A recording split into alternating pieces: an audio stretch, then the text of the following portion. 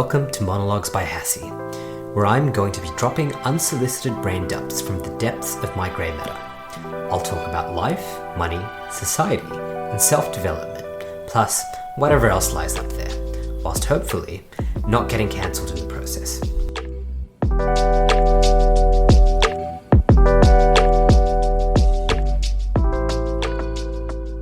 Can you imagine a future where you're in total control of your schedule? A future where you can choose to spend time with the people you love, doing the things you love.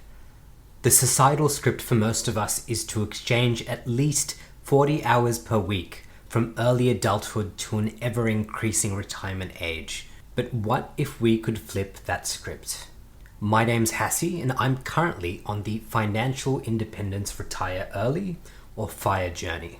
It's a movement that's rapidly gaining traction, with FIRE practitioners around the world seeking a path where work becomes a choice, not a necessity. Today, I'm going to introduce you to one of the core tenets of the FIRE philosophy called the 25 times rule, so you too can get started on your FIRE journey. The 25 times rule states that by saving and investing 25 times your annual expenses, typically invested in a diversified index fund earning 3 to 5% in inflation-adjusted returns, this will allow you to retire and safely withdraw 4% per annum. To explain this in simpler terms, imagine if you currently spend $40,000 per annum. Using the 25 times rule, you'd need to save and invest $1 million by retirement. This is known as your FIRE number, and the years that you have left to hit that target are your years until you can retire. Whilst this seems like a phenomenal sum, with the right savings and investment strategies, it's possible to achieve, especially for those of us privileged to live in the West. So my question to you is, when are you going to break free and live life on your own terms? Now, let me preface that with, this is not financial advice. Everything you just heard for the last 2 minutes was a very short speech that I prepared over 1.5 years ago for a public speaking course I did. But the reason I chose that topic is because financial independence really does mean something to me. Now, you would have heard the term FIRE, which is, again, the Financial Independence Retire Early movement. And if you haven't heard of it, it's a group of people out there kind of trying to break the societal mold. Now, in 2023, I think we're in very, very interesting times. In a lot of countries around the world, interest rates have started to go up. We've had interest rates which have been declining, and during the pandemic, in many nations around the world, interest rates dropped to almost emergency levels. And as a result, debt was very cheap. People took on a lot of debt. And now we're seeing a reversal of that trend. Interest rates are rising again. Inflation is very high. The cost of living is going up. And it is getting increasingly difficult to get by for many people. I happen to be very fortunate. I work in the technology sector as a software engineer. So I'm fortunate to be in a class of people who have access to generally considerably higher wages. And this is, for the most part, I think, true no matter where you live in the world. There are certain professions which do generally better, but even then, it doesn't make things easier.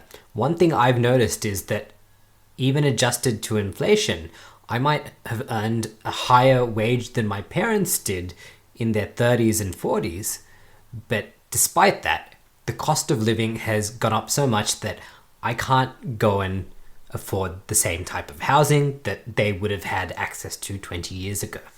I was reading something on Reddit saying that the societal script was broken and young people were giving up, and it seems absolutely rational, and I think it's reasonable. I find it a bit sad as well when people are kind of giving up on their ambitions and maybe saying that I can't afford children.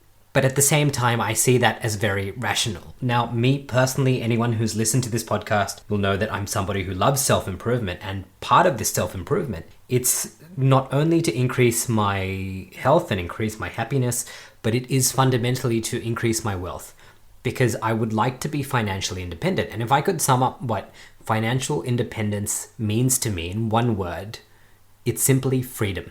And it's decoupling myself from society so I can do the things I really enjoy. There was a particular event during my career, which hasn't been that long, where I had recently bought a puppy.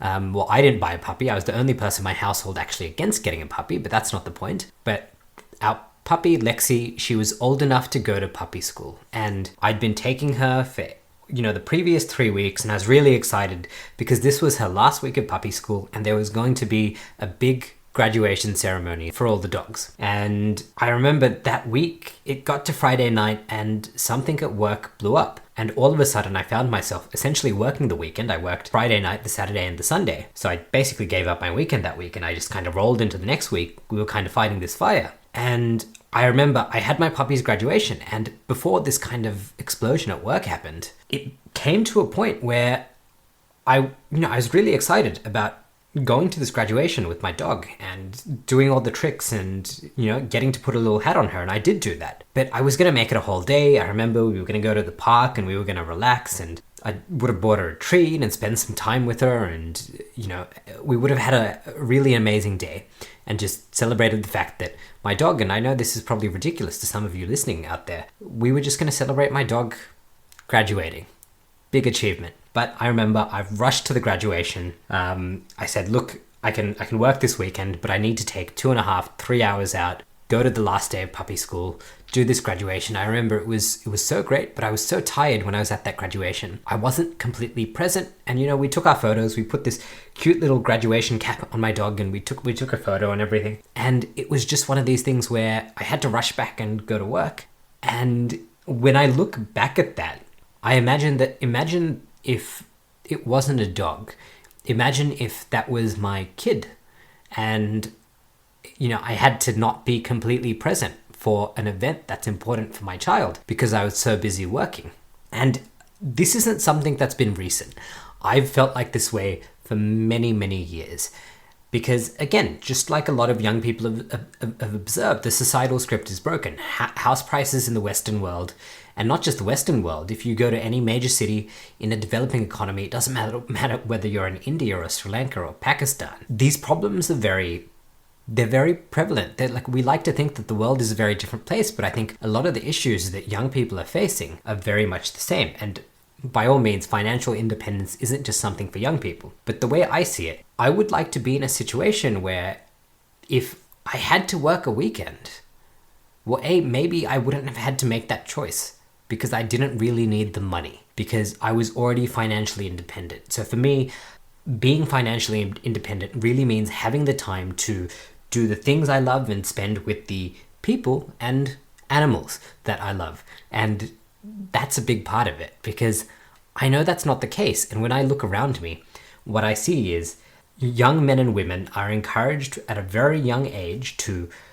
go out and work. And as soon as they have jobs, they're encouraged to buy a house. And you will hear older people tell them to do this. They'll say, borrow as much as you can, buy a house, your income will go up, everything will be fine. And it's a very lovely thing. And it's definitely worked for certain generations. If you were born 40 or 50, 60 years ago, and you bought a house and you went to work, everything was great because we've had a steady lowering of interest rates, at least in Australia, and housing has far outpaced the growth in wages. And all of a sudden, I think we're coming to this really ugly head in 2023, where unfortunately, a lot of the people who have borrowed recently at exorbitant rates will find themselves stretched. And this is the antithesis, the opposite of financial independence. In fact, they are financially dependent. They need their jobs. And if I was some evil, big kind of, if I was some evil giant employer, and I'm not saying that big employers are evil, I'm just giving a hypothetical example here.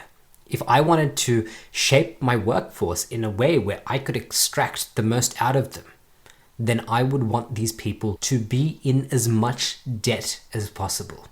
Because when my workers are in debt, they need to work the job that I give them. And when they come and ask me for a pay raise, they might be great, they might be amazing, but I can just give them the bare minimum that I need to give them. Reason being, I know they need the job. I know they have a mortgage.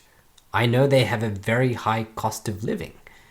because they have this debt hanging against them. I know they don't have savings because they have that brand new Toyota or insert whatever brand sitting in the company driveway. I know they have this consumer lifestyle, and because of that, I can control them. So that's kind of my view of the world, and ultimately, everything is a choice. We can choose what we want to buy and not buy. And fundamentally, when most of us go to work, the vast majority of humans on this planet are exchanging their time for money. For me, the big change I want to make is I want to stop exchanging my time for money, and I'd like to do it the other way around. Maybe I want to exchange my money for time. Maybe I want to buy my time back. And that's what financial independence means to me.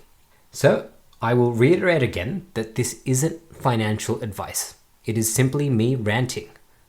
Well, maybe ranting's the wrong word, but talking about, I think, something that is very difficult, and unfortunately that I see that a lot of people grasp too late in life. And if anybody listening out there, if you have sensed this kind of discomfort with the status quo, then I implore you seek advice and you learn as much as you can about investing and find a way to decouple yourself from the economy, and not so that you can never work again.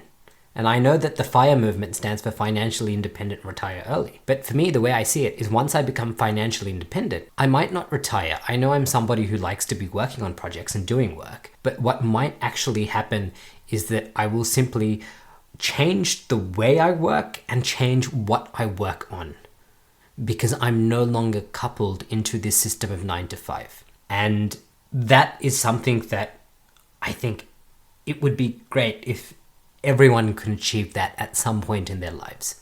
And it doesn't need to be. So with that, I will end it there. And again, this isn't financial advice. I'll be very clear about that. It is simply my own journey and my own thoughts on financial independence. And I wish you all great success in all your endeavors.